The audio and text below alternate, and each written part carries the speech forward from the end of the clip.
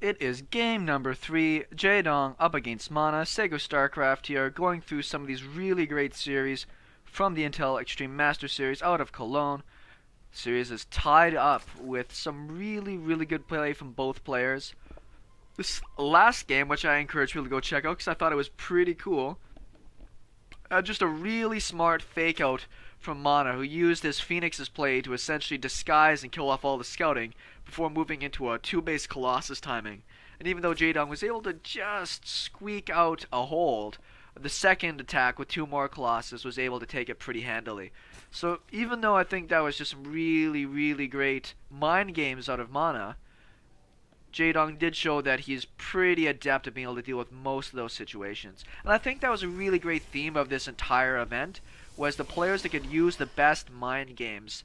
Right now, even though there's a lot of wonkiness, particularly in the protoss matchups, there is a really big understanding of the game still. So if you really want to throw off the top players, you have to make them think you're doing something else really crazy. And when there's so many really strong strategies that are out there, such as, 2-base immortal timings, or maybe a 3-base mutalisk rush, there's a lot of different kinds of things that if you can just make your opponent believe that's what you're doing, you can completely throw them off. And in the last game, Mana was really trying to disguise, in my mind, that he was either going to be going for the immortal timing, or that he was going to be going for an expansion.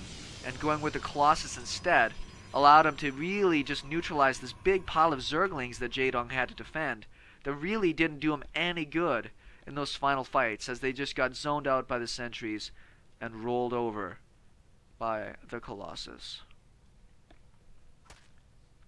This probe's doing a pretty good job, costing Jaedong a little bit of time on putting down this hatchery. Jaedong, pretty good control on this here. He does actually get the probe. See if he goes gold or if he goes south. He's going gold. Now that's really interesting. No, he's not. Oh, sneaky. He just knows the timings of the pylon. That's really clever, actually. I think that's really cool. That's essentially just a mind game that Jaedong knew about how long it takes for that pylon to make, and he'd rather expand here. So he just waited outside of the vision, and as soon as it cancelled, came back over. Which didn't really necessarily save a lot of time if he's just going to go for the gold base as well. Really interesting. Mana on this game did not go for a nexus first like he had on the other ones, but the habitation station, not necessarily the best map to try and do that on. This is a really aggressive 3-hatch play, and it is going to work out just because Mana is going for this here nexus at this timing. Couple hits off on the probe, but nothing more. I'm thinking it's going to be another Stargate here, though. It's kind of what I believe is happening. Probe is going to block the way. Almost gets back out again. So I think this probe does, want to continue making some stuff on the low ground. The reason I think Stargate is if you do go for some of those Phoenixes or even an Oracle really fast, you can go over and put pressure on this 3rd base. The thing is that Mana does not have any clue whatsoever what his opponent is doing on the other side of the map.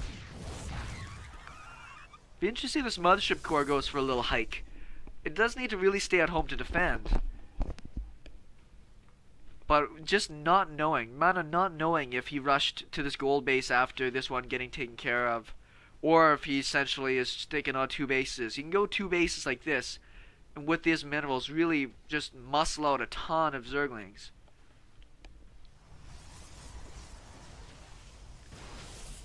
We should have more gateways in the front here. And what this would tell me is that we might be expecting a little bit of a quicker attack. Maybe some zealots and sentries coming across this map here in the next little while. Wouldn't mind seeing Jaedong at least with a zergling on a watchtower or something. Gonna lose an overlord. At least he had a couple ones in the queue, so he's not gonna really get supply blocked. Speed hasn't even begun for the zerglings, because gas is fairly delayed. Only now in the main has it finished up. But if we look at the overall workers, pretty even. If we look at the income, we're going to see a nice little bit of a lead there for the Zerg player. The benefit of having those gold minerals. Roach Warren on the way, Robo Bay. And we're probably going to be seeing just more sentries pop out here over the next little bit. Yes, there we go. 3, and he's probably going to be moving into Immortals. The classic Immortal all-in is essentially you boost out 2 Immortals, a Warp Prism, and maybe have 7 or 8 sentries. A little sloppy by Jaedong, actually loses a lot of his Zerglings there. And it's not just that those Zerglings are going to get a ton of damage in, it's that they at least can let you know what's going on around the bottom of the ramp here. The only thing Mana really hasn't tried in this game so far is pushing for a really fast 3rd Nexus. So he might be able to do that with this here probe, but it looks more likely that he is going to be going for a push. Lots of roaches are going, speed. Jaedong knows this is coming, so he's making nothing but units. So you can see tons in production. And there's not a lot of damage dealers in this mix. I think this just might be Mana pushing out to make it seem like he's going for an attack, and then being able to warp back home. And it's not a bad move at this stage of the game. Jaedong would rather probably be making upgrades, getting out more workers, and as we can see right now,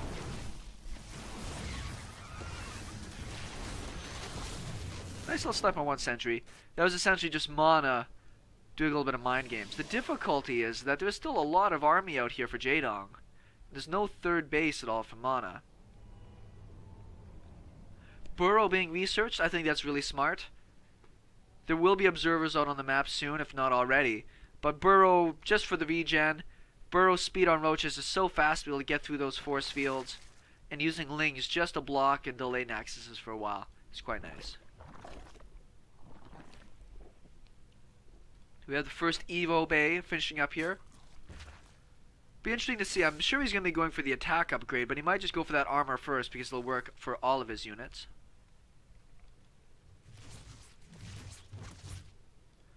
Whoa, did I miss a bunch of worker kills by any chance? No, he's at 3 total.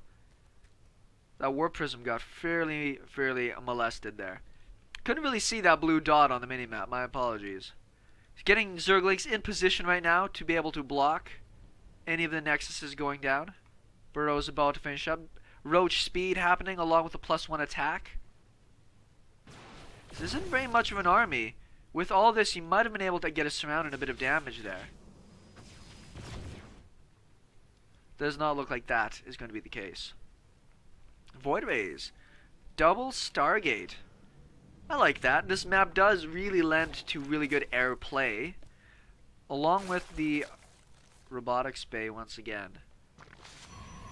Do have that 3rd Nexus down. I was going to say, if he really kind of wants to go for Colossus and double Stargate, he's probably going to need at least another couple more gases down. On this side, might be seeing another hatch from Jaedong here pretty soon, but you can see that his saturation in some of his bases is not even that great.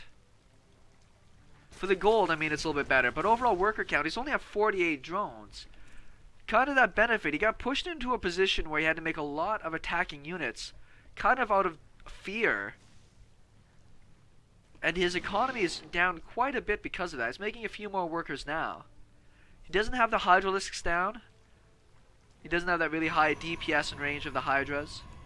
And it's going to be pretty important with this big pile of voidrays that's getting produced right now.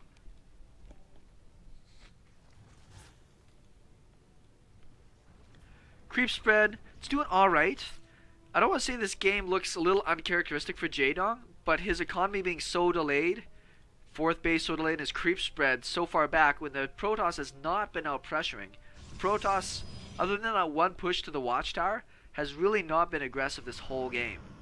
And by that little push out, that little mind game, essentially we have the Zerg players, I would almost argue, they're not necessarily behind in worker count, but with the overall tech, the overall position of the bases, does not have as much lead as he could have.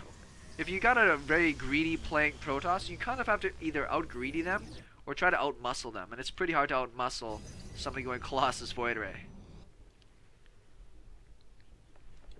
Now the swarmhosts are out, but the right mix for our Protoss player is in production. +1 about to finish up, along with Thermal Lance, and he does have the Void Rays overhead.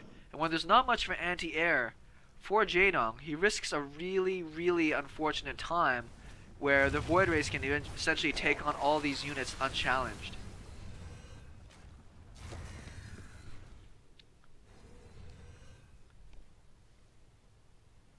Swarmhost numbers are starting to grow. Swarmhost is so expensive, if people really recognize that. 200 minerals, 100 gas.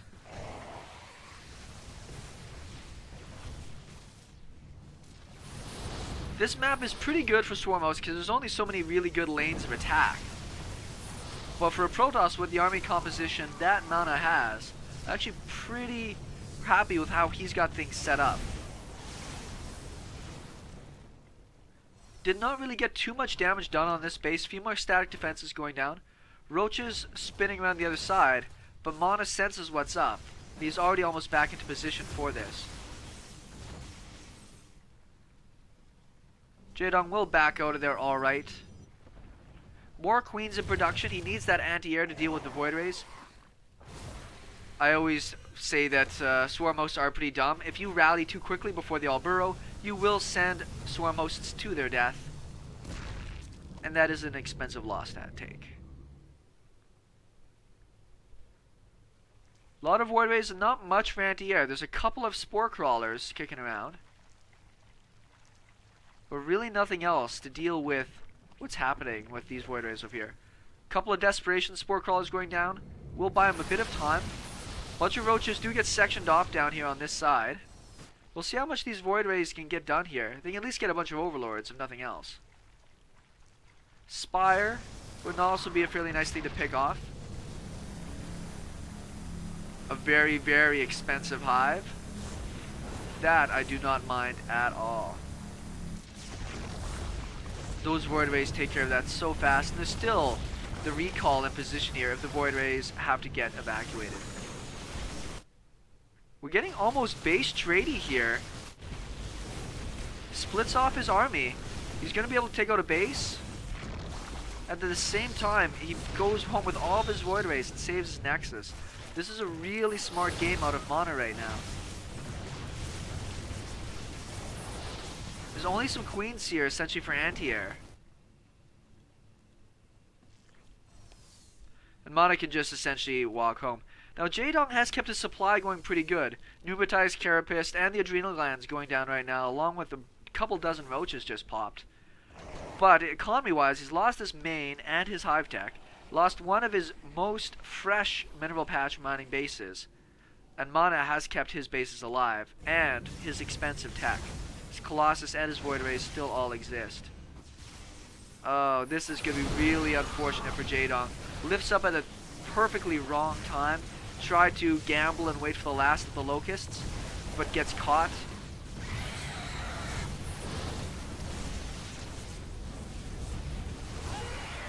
Jaedong's losing a ton of supply right now. Roaches are moving all the way around the other side. I would expect them to be at home helping to deal with this. Even if Jaedong wants to trade, his roaches can't fight forever against voidrays. 9 infestors are on the way with pathogen glands. More roaches about to pop, and all these infestors might pop out right to their doom. There's not enough energy for a recall out of Mana here, but Mana's sitting on a sick bank. I like how he pulls down a voidray to 2 queens that are going to get mopped up anyways.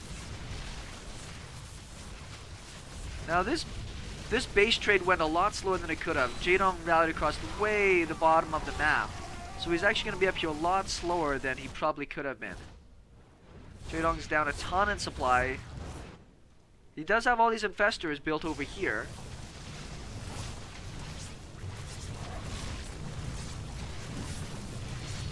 Picking up a couple of voidrays is a nice little win. He did kill that base, but this one's still got a lot of minerals, and once again, lots of bank in position right now for the Protoss player. Kind of the last stand of Jaedong here. Don't think he's going to have what it takes.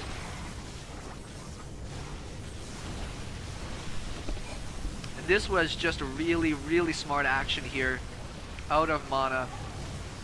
Was able to really use his mind games, dictate the pace, push Jaedong into an uncomfortable spot, and then take really smart trades using his recalls and his void rays to get in a ton of damage. and that's Jaedong essentially doing his GG dance. SeKo Starcraft, thanks everybody for watching, and we'll have some more series coming up for you guys real soon.